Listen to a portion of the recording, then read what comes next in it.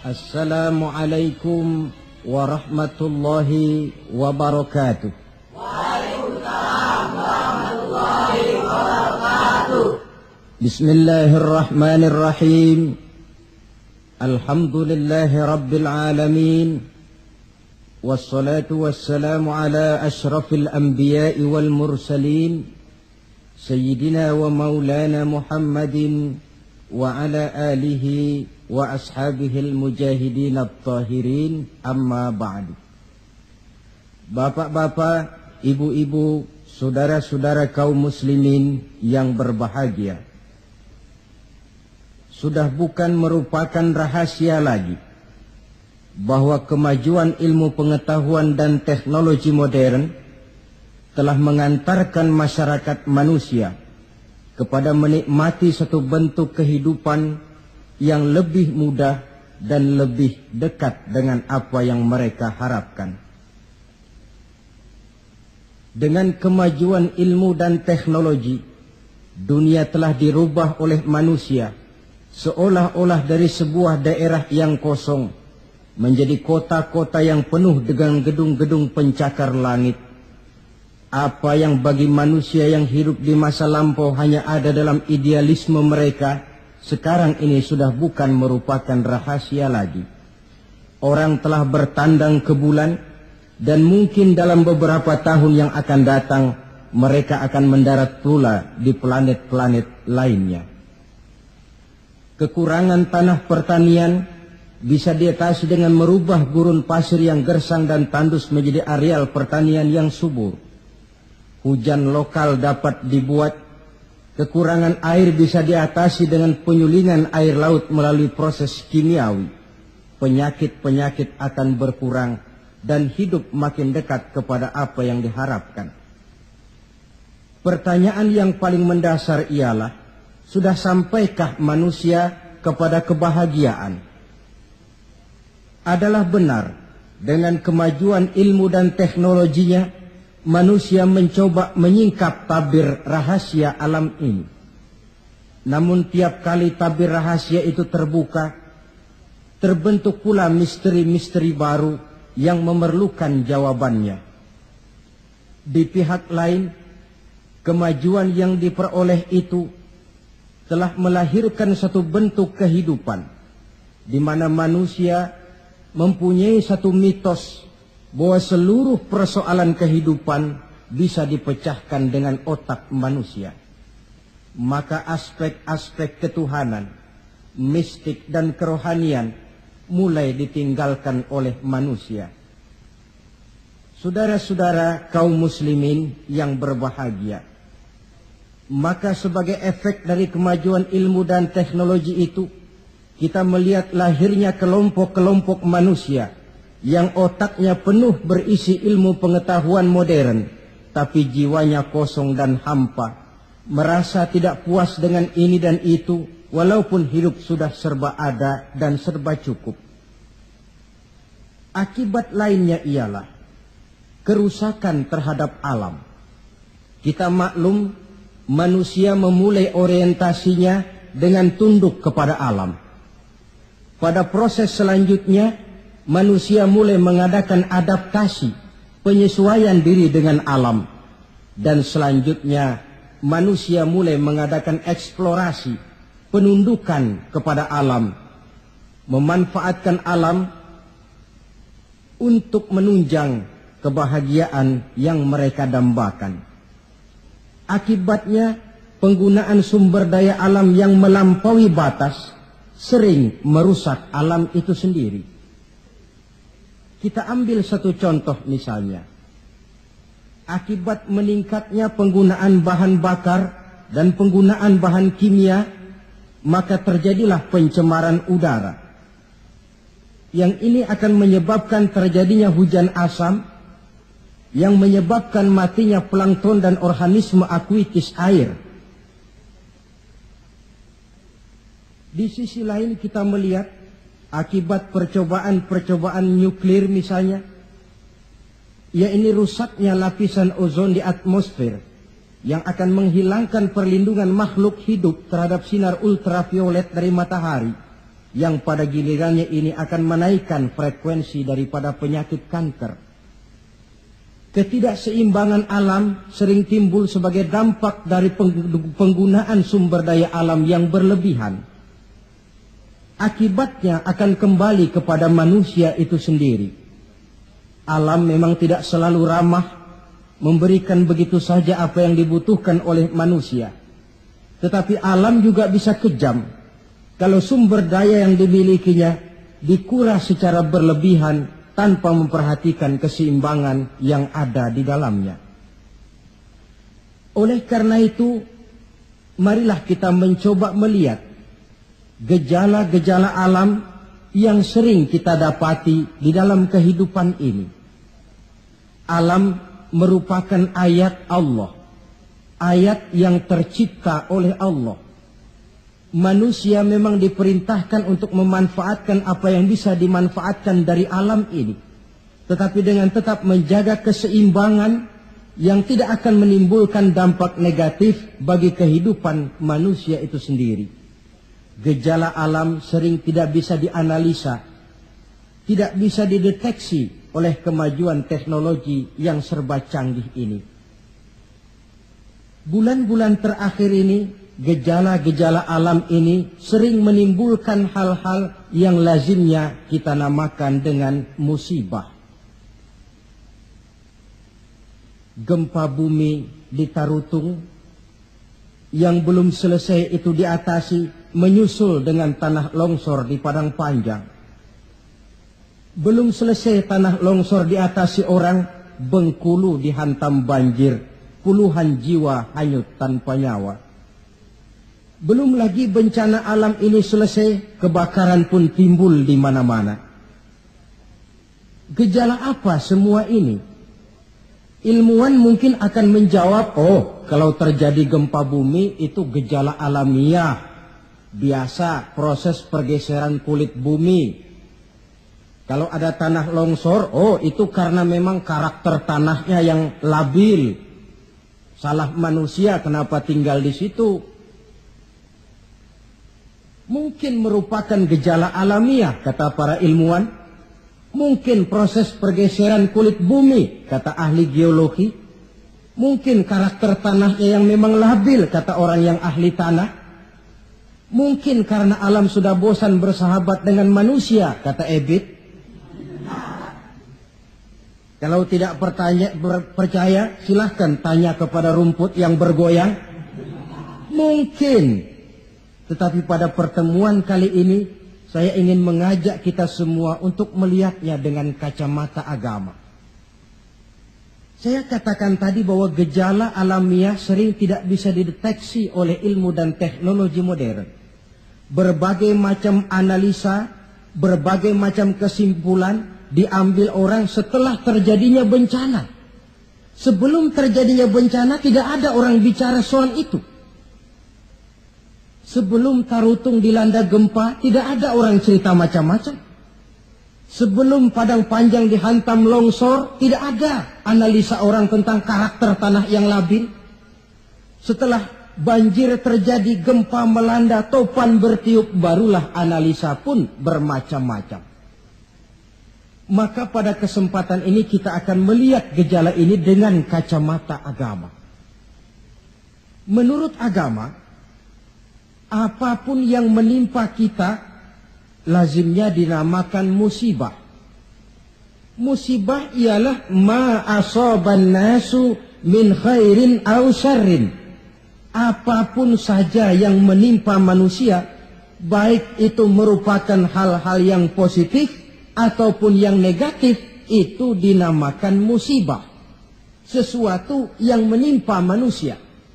Tapi dalam proses penggunaannya kemudian, musibah ini lebih ditujukan kepada hal-hal yang sifatnya negatif dan tidak diharapkan oleh manusia. Saudara-saudara kaum muslimin, musibah yang datang menimpa manusia itu bisa merupakan 3 kemungkinan. Kemungkinan pertama sebagai ujian. Kemungkinan yang kedua merupakan teguran. Dan kemungkinan yang ketiga bisa juga merupakan azab. Jadi kalau datang musibah menimpa kita, hal pertama yang harus kita teliti, ini ujian atau teguran atau merupakan azab. Kalau musibah itu menimpa orang-orang yang beriman, petani yang rajin sujud tapi sawahnya dihantam wereng, peladang yang rajin beribadah tapi kebun jambunya dimakan ulat misalnya, itu merupakan ujian. Sebaliknya, seorang mukmin yang gemar melakukan dosa lalu mendapat musibah, itu merupakan teguran agar dia kembali ke jalan yang benar. Sedangkan kalau orang kafir yang mendapat musibah, itu merupakan azab pada kehidupan di dunia ini. Syukurlah kalau musibah yang menimpa kita merupakan ujian.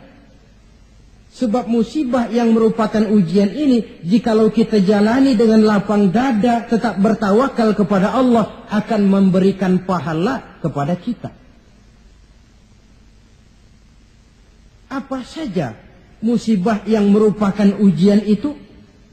Dalam surah Al-Baqarah ayat 155, Allah subhanahu wa ta'ala menjelaskan, A'udzu billahi minasyaitonir rajim. وَلَنَبْلُوَنَّكُمْ بِشَيْءٍ مِّنَ الْخَوْفِ وَالْجُوعِ وَنَقْصٍ مِّنَ الْأَمْوَالِ وَالْأَنْفُسِ وَالثَّمَرَاتِ. Dan pasti, kata Allah, ada lamu taukid di sini, dan pasti kami akan menguji kamu. Dengan apa? Bisyai'im minal khauf, dengan sebagian kecil dari rasa takut.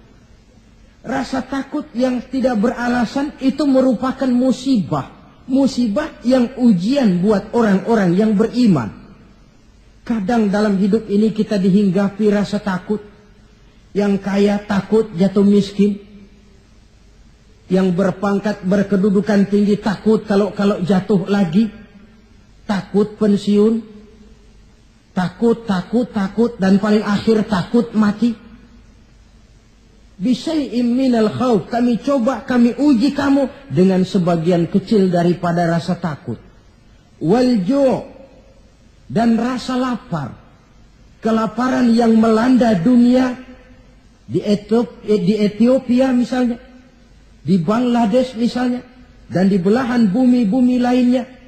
Timbul pertanyaan, di negara-negara komunis itu jelas orangnya tidak bertuhan semua. Tapi jarang yang kedengaran kelaparan. Apa ini? Inilah ujian buat orang-orang yang beriman. Sebagian kecil dari rasa takut dan rasa lapar. Wa naqsim minal amwal, kekurangan harta. Entah kemalingan, entah kebakaran, entah banjir yang menyebabkan rusaknya harta benda. Wasamarat, dan kekurangan buah-buahan, panen tidak jadi, musim panas berkepanjangan, wereng ngamuk, ulat melanda. Ini merupakan musibah yang ujian. Menghadapi ujian semacam ini, Allah menjelaskan dalam kalimat berikutnya, wabasyiris sabirin, dan gembirakanlah orang-orang yang sabar menghadapi ujian tadi itu. Siapa sih orang yang sabar itu? Dalam pengertian sehari-hari, maaf ya, kita sering salah kaprah dengan sabar ini. Menurut kita yang namanya sabar itu orang yang diem, ayem, nggelenggem, gak macem-macem, itu kita sebut sabar. Sudah ketahuan gak salah apa-apa, kepalanya ditampar orang, kelepah. Diem aja. Temennya bilang, sampean gak salah ditampar kok diem. Saya lagi sabar. Oh, saya kira sabar yang begini ini sabar yang salah pasang. Siapa sih orang yang sabar ini? Ayat selanjutnya menjelaskan, ini yang disebut tafsirul ayat bil ayat. Ayat mentafsirkan ayat. Siapa orang yang sabar itu? Alladzina iza asabathum musibah qalu inna lillahi wa inna ilaihi raji'un. Orang yang sabar ialah orang yang kalau mereka kena musibah, mendapat kesulitan, kesukaran, mereka sadar kembali kepada prinsip inna lillahi wa inna ilaihi raji'un. Sesungguhnya kami berasal dari Allah dan sesungguhnya kami akan kembali kepada Allah. Bukan ucapannya, tapi penghayatannya yang terpenting dalam kehidupan. Kalau ini yang jadi basis kehidupan, rasa takut tidak perlu ada dalam hidup ini. Walaupun kekurangan harta, kekurangan buah-buahan, kena musibah lapar, tidak perlu ada rasa takut. Kenapa? Kita sadar segalanya datang dari Allah, akan kembali menghadap Allah. Kalau kita punya jabatan tinggi, tidak takut diberhentikan, tidak takut pensiun. Kenapa? Sadar. Dulu pun waktu saya lahir ke dunia, saya enggak bawa jabatan apa-apa. Kalau sekarang harus pensiun atau diberhentikan, inna lillah wa inna ilaihi raji'un. Terlahir pun ke alam ini, tidak ada saya menyandang pangkat. Kan tidak ada bayi lahir di pundaknya lalu jadi kopral. Tidak ada. Inna lillah wa inna ilaihi raji'un. Kalau satu saat dia kehilangan harta yang dicintainya, dia sadar lalu kembali. Dulu pun ketika lahir ke alam ini, tidak ada harta yang saya bawa. Telanjang saya lahir ke alam ini. Ini namanya filsafat kehidupan yang paling mendasar. Segalanya datang dari Allah, segalanya akan kembali kepada Allah. Tanpa kesadaran ke arah itu, boleh jadi perasaan takut akan merajai hati kita. Si kaya takut miskin, si pangkat takut jatuh rendah ke bawah, dan selanjutnya, dan selanjutnya. Tapi orang yang sadar segalanya datang dari Allah, segalanya akan kembali kepada Allah, apa yang perlu dirisaukan? Apa yang perlu ditakutkan? Karena basis kehidupannya, dia pasrah. Segala yang saya punya, segala yang saya miliki dalam kehidupan ini, cuma titipan dari Allah. Kembali semuanya menghadap kepada Allah. Ma'asyiral muslimin rahimakumullah. Itulah sebabnya seorang muslim setiap mendapat musibah, dia harus mengucapkan inna lillah wa inna ilaihi raji'un. Jangan macam kita ini inna lillahinya kalau ada orang mati saja. Sampai dulu dalam satu pengajian, seorang kiai tanya santrinya, kemana si fulan tidak datang? Kata temannya, si fulan sakit kiai. Kata kiai, inna lillah wa inna ilaihi raji'un. Temannya nyaut, kiai belum mati dia. Loh, kata kiai, sakit itu kan musibah. Setiap terkena musibah, orang dianjurkan, disunahkan mengucapkan inna lillahi wa inna ilaihi raji'un. Jadi bukan cuma ucapan bibir yang tidak berakar ke hati, tetapi ucapan bibir yang berakar ke hati lalu diterjemahkan dalam kehidupan. Segalanya datang dari Allah, segalanya pun akan kembali kepada Allah. Marilah kita lihat dalam kehidupan akibat tidak sadarnya orang kepada inna lillahi. Gejalanya dalam kehidupan modern ini kan bisa kita lihat. Berapa banyak orang-orang yang tadinya sudah adil, berjuang hendak menegakkan keadilan, tapi di tengah jalan dia bisa berbalik menjadi orang yang justru menginjak-injak keadilan. Berapa banyak orang-orang yang tadinya sudah benar, ingin memperjuangkan kebenaran, di tengah jalan berbalik menjadi orang yang hanya mau benar sendirian, walaupun tidak benar bagi orang lain. Dan berapa banyak orang-orang yang tadinya sudah rela mengorbankan kepentingan pribadi demi kepentingan orang banyak, tapi di tengah jalan dia berbalik menjadi orang yang tidak segan-segan mengorbankan kepentingan orang banyak demi kepentingan pribadi, keluarga, dan golongannya saja. Tepat benar sindiran Allah dalam satu ayat, wa iza massal insana ad-durru da'ana li jambihi au qa'idan au qa'iba. Apabila manusia sedang ditimpa oleh kesulitan, Mereka berdoa kepada kami, mohon agar kesulitannya diangkat oleh Allah. Doa itu diucapkannya dalam keadaan berdiri, pada waktu berbaring, dalam segala posisi, mohon kepada Allah. Falamma kasyafna anhu durrahu, tapi manakala kesulitan yang menimpa mereka sudah kami angkat, kami hilangkan, marra ka'allam yad'una ila durrin massahu, mereka berjalan dengan sombongnya, seolah-olah belum pernah minta tolong kepada kami sebelumnya. Ini gejala manusia sekarang. Kalau kepepet, ya Allah. Dihantam banjir, Allah. Ada kebakaran, Allah. Kena bumi gempa, Allah. Dalam keadaan normal, Allah pun dicampakkan dalam kehidupannya.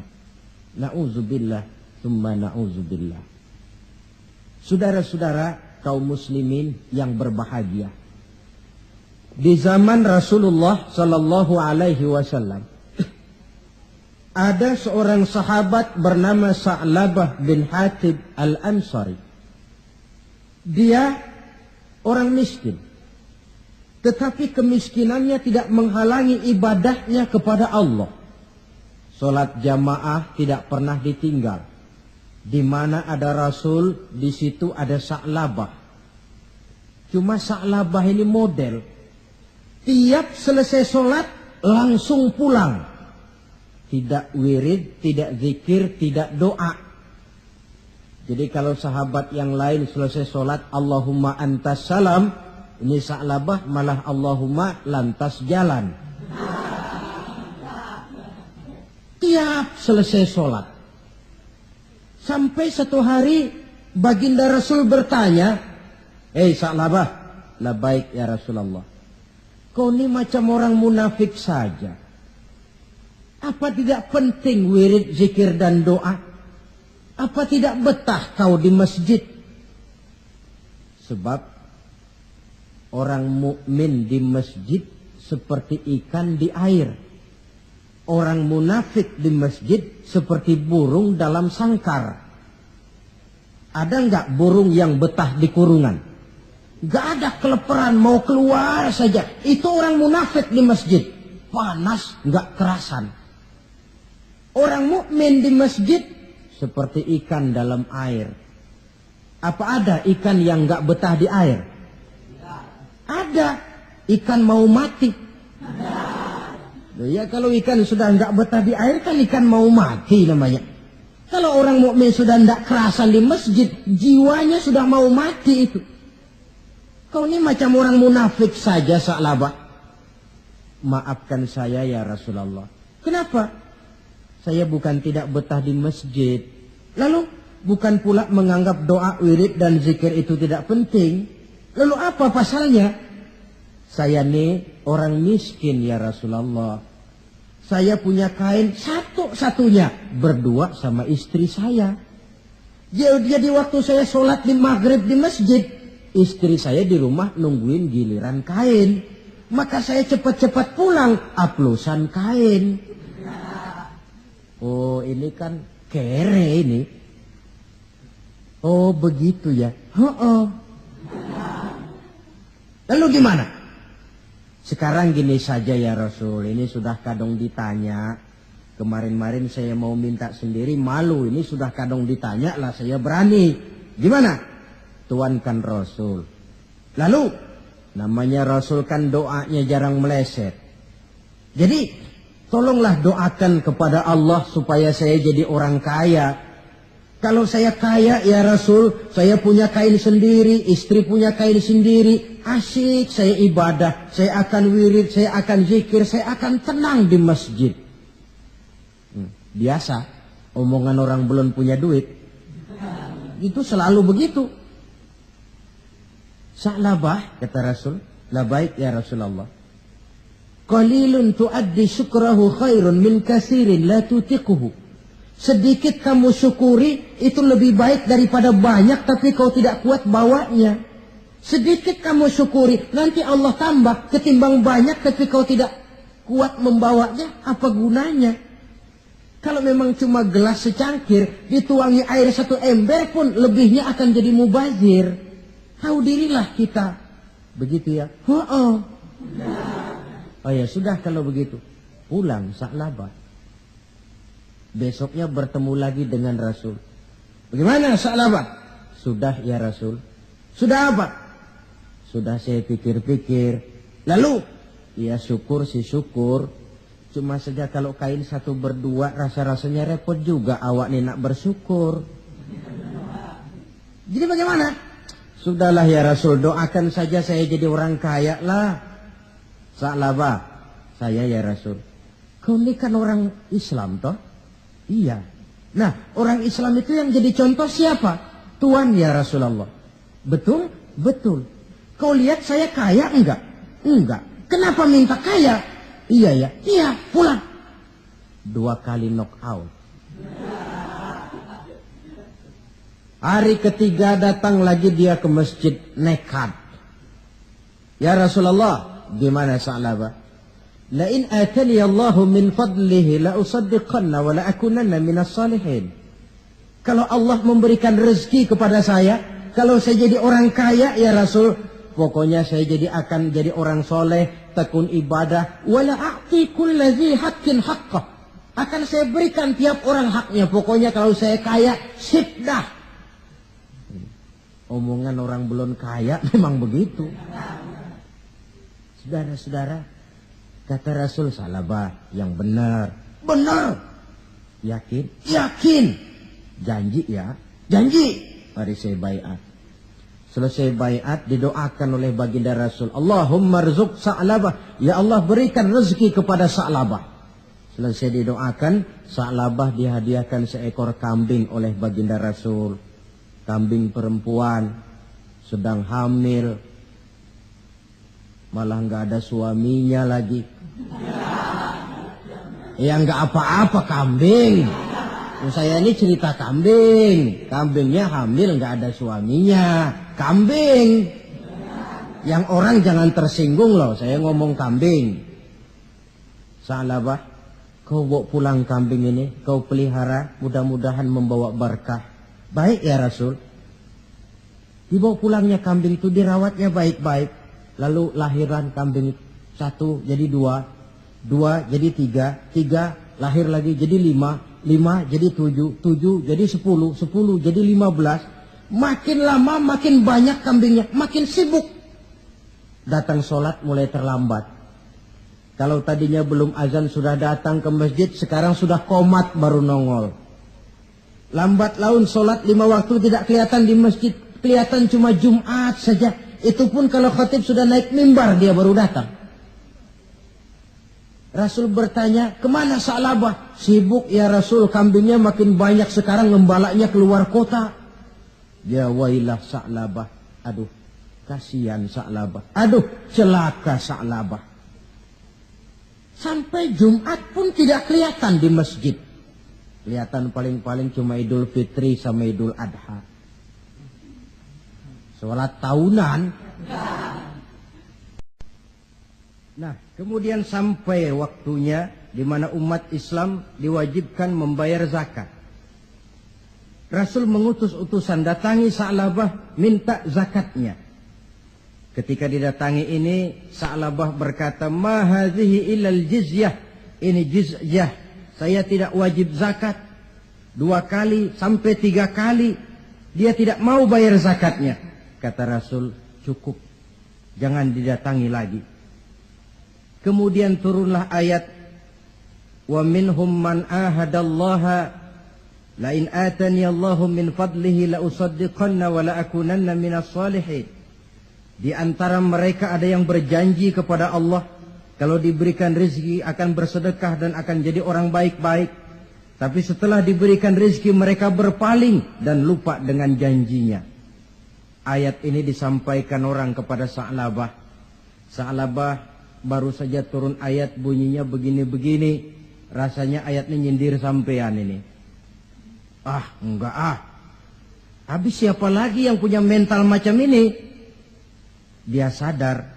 Cepat-cepat dia datang menghadap baginda Nabi, hendak bayar zakat. Kata Rasul, cukup Sa'labah. 3 kali utusanku datang, kau tidak mau bayar, sekarang bawa pulang lagi. Sampai Rasul wafat.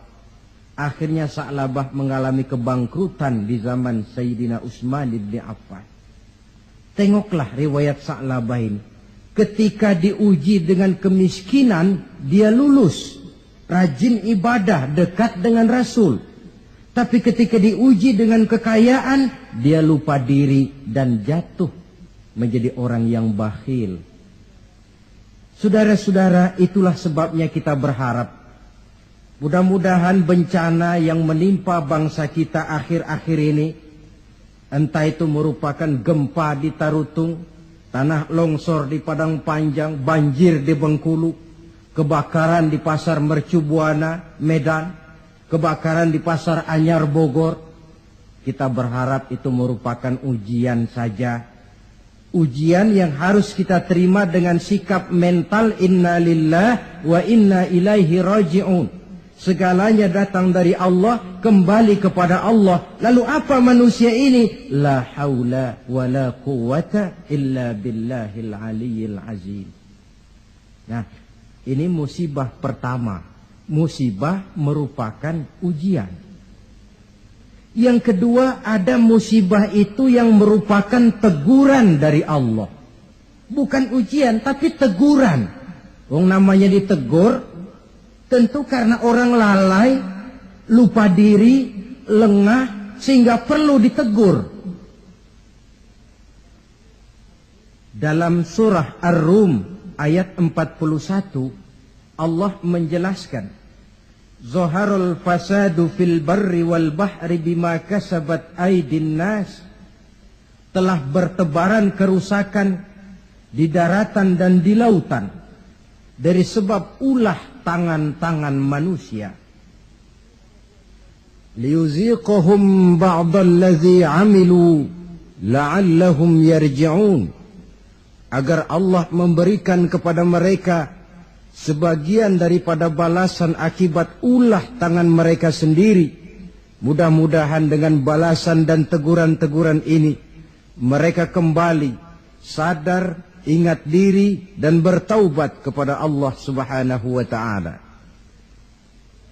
Telah bertebaran kerusakan di daratan dan di lautan dari sebab ulah tingkah pola tangan manusia. Di awal tadi sudah saya coba jelaskan sepintas. Kemajuan ilmu dan teknologi modern ternyata tidak selamanya punya dampak positif. Juga dia punya dampak negatif yang berakibat kepada kehidupan manusia sendiri. Satu contoh misalnya.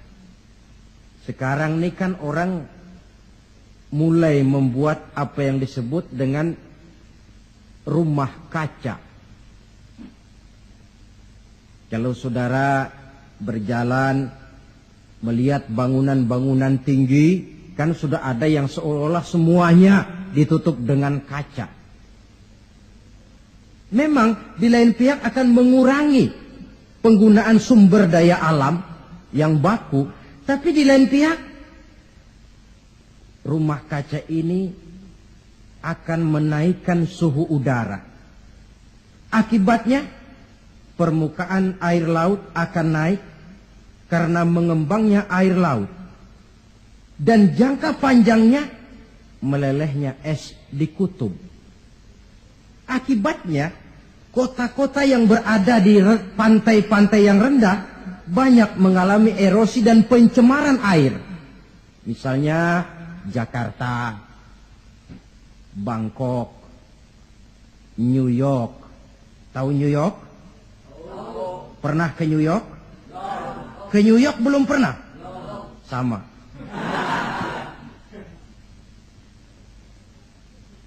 Lalu percobaan nuklir, taruh kata di bawah tanah, tapi efek negatifnya tadi saya katakan, rusaknya lapisan ozon di atmosfer sana, di daerah Antartika, yang akan menghilangkan perlindungan makhluk hidup terhadap sinar ultraviolet dari matahari. Akibatnya frekuensi penyakit kanker makin meningkat. Keperluan akan bahan bakar menyebabkan manusia menebangi hutan semrawut. Erosi timbul, banjir melanda. Di lain pihak gurun-gurun Sahara makin meluas. Sedangkan dunia, bumi yang kita tinggali ini bukan satu wujud yang tanpa batas.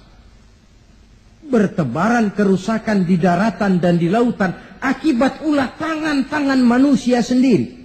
Kemajuan ilmu dan teknologi modern yang mengabaikan proses keseimbangan alam. Sunnatullah kata kita orang beragama.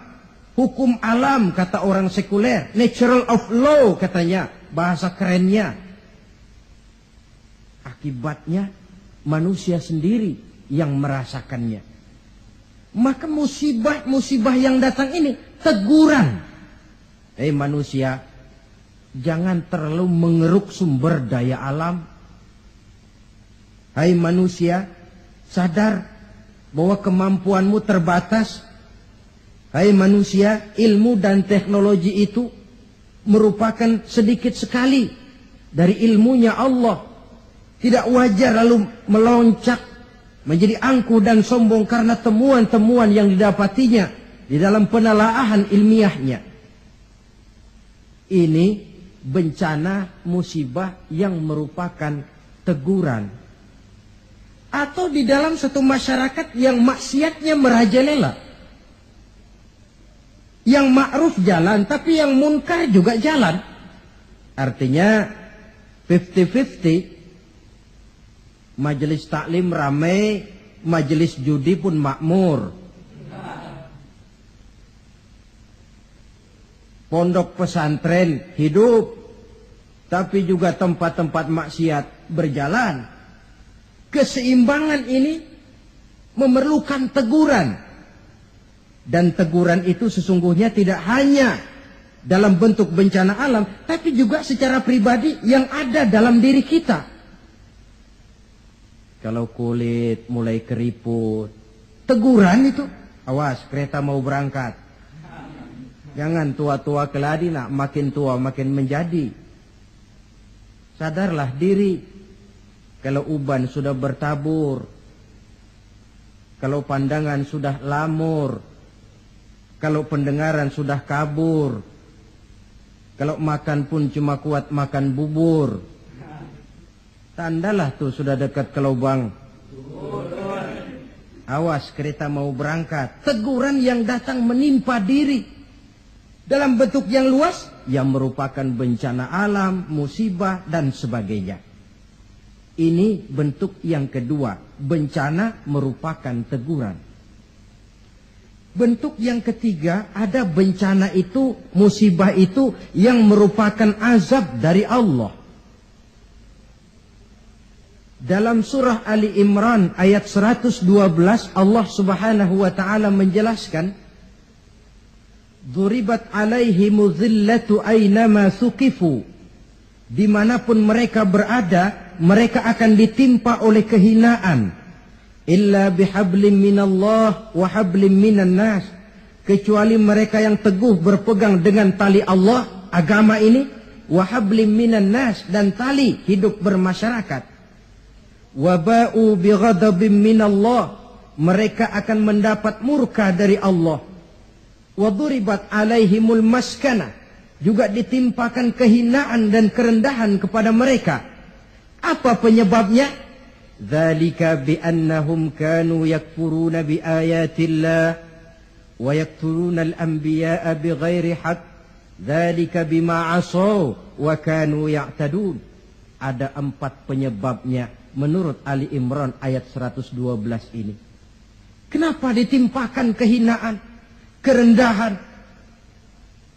Lahir di tengah negara Katulistiwa, bagaikan jamrud mutiara, daerahnya subur makmur, hijau ranau, gemah ripah loh jenawi.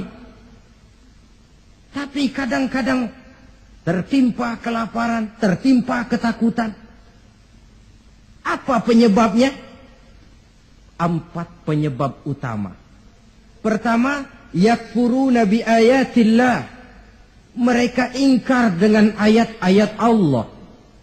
Baik ayat yang terucap oleh Allah yang kita namakan wahyu, Al-Quran, atau ayat yang tercipta oleh Allah, alam ini. Mereka ingkar, mereka ambil manfaat dari alam, mereka kuras alam, tapi mereka tidak pernah syukur kepada Sang Pencipta alam. Kalau bahasa kasarnya kira-kira Tuhan kan jengkel. Bumi gue aja lu manfaatin gue nya, lu gak mau sembah. Ingkar, kafir kepada ayat Allah. Itu yang mendatangkan musibah. Dijelaskan dalam An-Nahl 112. Wa daraballahu mathalan qaryatan kanat aminatan mutmainnah. Allah memberikan satu contoh tentang kampung, kota, negara yang aman, tenang, tentram, damai. Ya'tiha rizquha raghadan min kulli makan. Rizkinya datang dari arah manapun saja. Apa saja ditanam tumbuh menghasilkan buah yang bermanfaat. Air mengalir dengan jernih. Sawah terhampar luas hijau menguning. Rempah-rempahnya tidak terkira lagi. Fakafarat bi an'umillah, tapi penduduknya ingkar kepada nikmat Allah. Apa yang terjadi? Fa'azaqahallahu libasal ju'i wal khauf bima kanu yasnaun. Akibatnya Allah hantam mereka dengan kelaparan dan ketakutan dari sebab ulah mereka sendiri. Jadi musibah yang merupakan azab itu datang, penyebab pertamanya orang kufur kepada ayat-ayat Allah. Baik yang terucap oleh Allah, yaitu wahyu, atau kufur kepada ayat yang tercipta oleh Allah, yakni alam yang terbentang ini. Penyebab yang kedua, wa yaqtulunal anbiya'a bighairi haqq. Mereka membunuh para nabi tanpa alasan yang benar. Membunuh nabi. Loh Pak, zaman sekarang kan gak ada nabi, bagaimana kita mau membunuh nabi? Memang zaman kita tidak membunuh nabi secara fisik karena nabinya tidak ada. Tapi menginjak-injak ajarannya, meletakkan ajarannya di bawah rasio, itu kan sudah membunuh nabi. Buat apa kita agungkan namanya kalau kita injak ajarannya? Buat apa kita sebut dan kita sanjung dia kalau kita belakangi perintahnya? Membelakangi para nabi. Itu sudah pembunuhan kepada para nabi, pembunuhan gaya modern zaman kita sekarang ini. Muhammad itu manusia biasa. Sebagai manusia kan dia bisa salah. Karena itu yang mutlak cuma Quran. Hadis, sunnah itu bikinan Nabi saja, itu kan sejarah. Jadi sumber agama cuma Quran. Muncullah orang-orang yang ingkar sunnah. Itu kan juga membunuh Nabi. Wa yaqtulunal anbiya'a bighairi haqq. Sebab yang kedua. Adapun sebab yang ketiga, dzalika bima asaw. Perbuatan maksiat yang merajalela, dikerjakan terang-terangan. Agama memerintah amar ma'ruf nahi munkar kan, tapi yang dia kerjakan amar munkar nahi ma'ruf. Terbalik. Amar munkar nahi ma'ruf, yang munkar malah dianjurkan, yang ma'ruf yang baik-baik malah dicegah.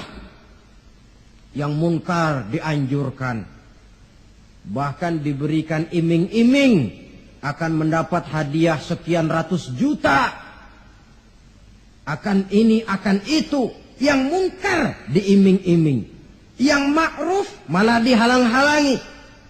Pengajian sulit, dakwah kadang-kadang mengalami posisi yang tidak diharapkan. Akibatnya, ya prinsip yang terbalik namanya amar munkar nahi ma'ruf. Yang munkar diperintah, yang ma'ruf malah dicegah. Akibatnya, perbuatan munkar dikerjakan berterang-terangan. Malah belum lama ada orang yang mengusulkan supaya pemerintah membuka judi secara resmilah untuk menutup judi yang ngumpet-ngumpet ini. Kalau resmi nanti bisa dikontrol katanya. Inna lillahi wa inna ilaihi raji'un. Yang sudah diputuskan untuk dilarang, dianjurkan supaya dibuka lagi. Dibuka, ditutup saja. Ditutup dan dilarang saja. Yang ngumpet-ngumpet masih banyak. Apatah lagi kalau dibuka berterang-terangan. Judi kronis, mabuk jadi kebanggaan. Perbuatan zina sudah cerita harian. Malah yang aneh bin ajaib kadang-kadang terjadi sedarah sendiri. Ada bapak melalap anak kandungnya. Ada anak kandung tidur sama ibunya. Kalau tidur biasa wajar. Ini tidur-tidur. Allahu Akbar. Perbuatan maksiat yang merajalela mengundang azab. Yang keempat, penyebab yang keempat, wa kanu ya'tadun. Mereka benar-benar telah melampaui batas. Yang kaya melampaui batas menumpuk kekayaannya. Beli gunung, beli laut, beli langit kalau bisa. Ya'tadun, perbuatan yang melampaui batas. Nah, yang kita khawatir, kalau musibah yang menimpa ini merupakan azab, tinggal kita introspeksi dan mawas diri saja. Saya mendapat kesulitan, musibah ini kira-kira ujian, teguran, atau azab. Kalau musibah menimpa orang kafir, azab. Kalau dia menimpa orang baik-baik, ujian. Kalau dia menimpa orang baik yang berbuat dosa, teguran. Jadi jangan kita sholat saja tidak pernah, puasa tidak pernah, dapat musibah lalu bilang saya lagi diuji oleh Tuhan. Bukan diuji, itu lagi dikasih perskot. Panjer nih, perskot azab, kontannya di akhirat nanti. Saudara-saudara kaum muslimin yang berbahagia. Sebagai uraian penutup, apa kunci menghadapi musibah-musibah ini? Dilihat dari segi agama. Saya kemukakan sebuah hadis qudsi yang diriwayatkan oleh Imam Baihaqi dari Anas. Saya kutip dari kitab Mukhtarul Ahadits An-Nabawiyah. Allah Subhanahu wa taala berfirman dalam hadis qudsi ini, "Inni la ahammu bi ahlil ardi azaban." Kadang-kadang kata Allah, aku ingin mengirimkan azab kepada penduduk bumi ini. Jadi kalau logika kita, kalau melihat tingkah pola manusia ini aku gregetan kata Allah. Pengen aku tumpahkan saja azab kepada mereka, sudah biar habis semua. Inni la ahammu bi ahlil ardi azaban. Kadang aku ingin menghantam mereka dengan azab. Falamma nazartu ila ummari buyuti. Tapi kalau aku melihat, kata Allah, orang-orang yang memakmurkan rumahku. Siapa orang yang memakmurkan rumah Allah itu? Orang yang rajin memakmurkan masjid. Kalau aku lihat itu, kata Allah, wal mutahabbina fi, dan orang yang saling cinta mencintai karena aku, kata Allah. Wal mustaghfirina bil ashar, orang-orang yang melakukan istighfar mohon ampun kepada Allah baik pada waktu pagi maupun petang. Surifat saraftu azabi anhum, aku angkat azabku dari mereka. Jadi rupanya ini yang meredam murka Allah itu.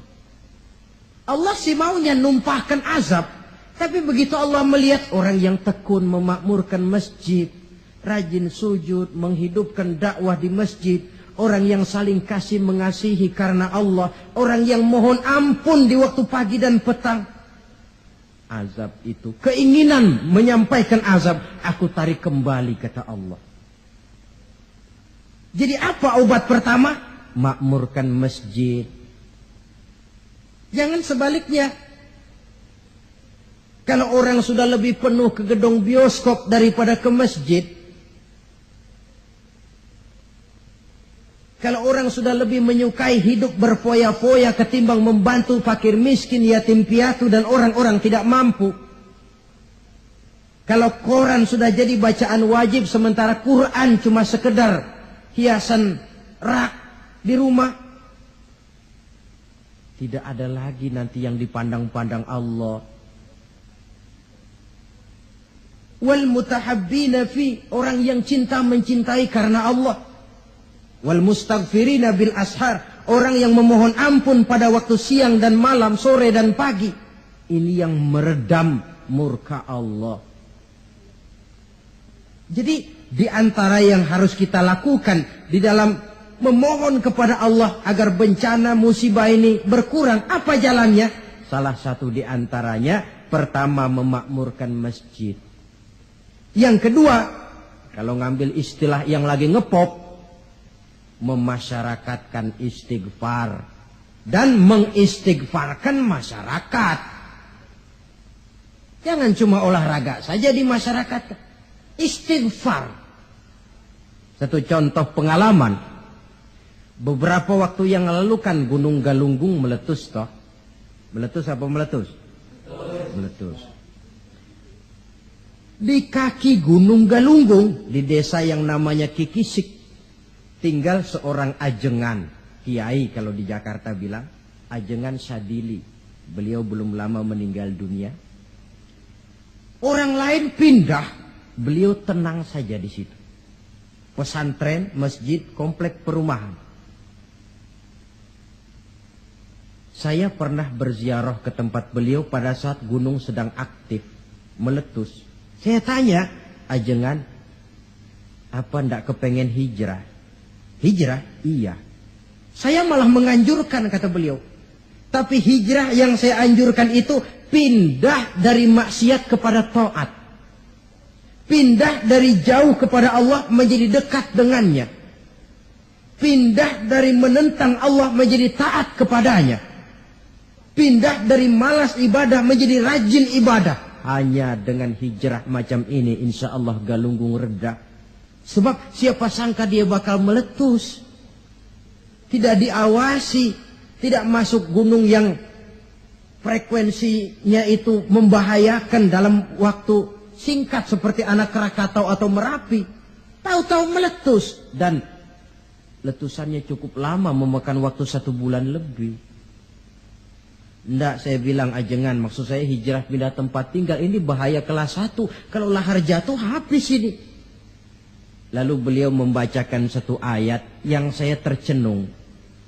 Apa ayat yang beliau baca? Wa ma kana li nafsin an tamuta illa bi iznillah. Tidak ada orang akan mati kalau bukan dengan izin Allah. Biar saya tetap di sini, kalau Allah tidak izinkan saya mati, insya Allah saya selamat. Lantaran yang ngomong kiai, ahli ibadah, saya setuju. Tapi kalau yang ngomong okem, biar saya di sini, kalau Allah nggak izinkan kan saya selamat. Alah, jangan bertingkah lah, pindah aja. Kita ini kan kadang-kadang tidak melihat makom ya, kedudukan di sisi Allah. Orang lain baca ini bisa begini ya, orang lain kiai, kita yang bukan kiai. Lalu mau ikut-ikutan. Nabi Ibrahim masuk ke api. Lalu ada ayat, ya narukuni bardan wassalaman ala Ibrahim. Hei api dingin, kamu selamatkan Ibrahim. Nabi Ibrahim, ya selamat. Api dingin. Lalu kita masuk ke api baca ayat tadi, mateng.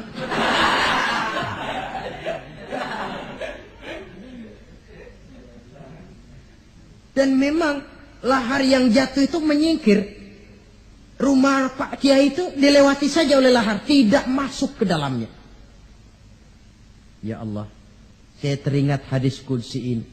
Orang yang tekun memakmurkan masjid, orang yang kasih mengasihi karena Allah, orang yang beristighfar di waktu pagi dan petang, di kala siang dan malam, di tengah maksiat melanda kehidupan, di kala orang lupa diri dan lupa daratan, hancur di meja judi, hanyut dalam botol-botol minuman keras, terlena di tempat-tempat pelacuran, dinina bobokkan oleh korupsi dan penyalahgunaan jabatan dan wewenang.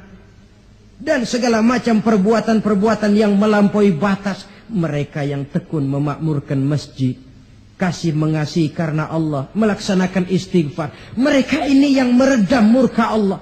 Disadari atau tidak, kita hutang jasa kepada mereka ini. Kalau tidak lantaran mereka, habis sudah digulung bumi ini. Ini menurut janji Allah dalam hadis qudsi. Karena analisa yang kita pegang ini analisa agama. Saya tidak melihatnya dari analisa sosial, politik, kebudayaan, ekonomi. Tidak, memang di luar kemampuan saya. Disiplin agama mengajarkan kita begitu. Dengan kata lain, seharusnya kalau ada orang memakmurkan masjid, itu yang kita bantu. Kasih mengasihi karena Allah, itu yang kita dorong. Orang yang melaksanakan istighfar, itu yang kita dekati. Alhamdulillah ya, masih ada yang istighfar. Alhamdulillah ya, masih ada yang memakmurkan masjid. Jangan, alah orang gaek lah, orang tua kertu kerjanya cuma megang-megang tasbih saja. Apa sih bisanya? Cuma istighfar saja. Istighfar ini yang meredam murka Allah. Alah, kerjanya main di masjid mulu, taklim khutbah. Apa itu? Ini yang meredam murkanya Allah. Bahkan dalam hadis lain, laula suyukhun rukka wa bahaimun rutta. Kalau tidak karena orang tua yang rajin sujud, kalau tidak karena binatang melata yang mencari makan, kalau tidak karena bayi yang menyusui, la sabba alaihim azaban sabba. Akan aku timpakan azab kepada mereka sehebat-hebatnya. Bayi yang masih menyusui, yang masih bersih dari segala dosa, yang masih punya masa depan. Orang-orang tua yang rajin sujud kepada Allah. Ini peredam murkanya Allah. Jadi kesimpulan, di antara resep mengatasi musibah akhir-akhir ini dari kacamata agama, pertama makmurkan masjid, yang kedua tumbuhkan saling kasih mengasihi karena Allah, yang ketiga memasyarakatkan istighfar dan mengistighfarkan masyarakat. Kaum muslimin, inilah saja yang kita bicarakan pada pertemuan kali ini. Semoga ada manfaatnya. Terima kasih atas segala perhatian. Mohon maaf atas segala kekurangan. Usikum wa nafsi bitaqwallah. Wassalamualaikum warahmatullahi wabarakatuh.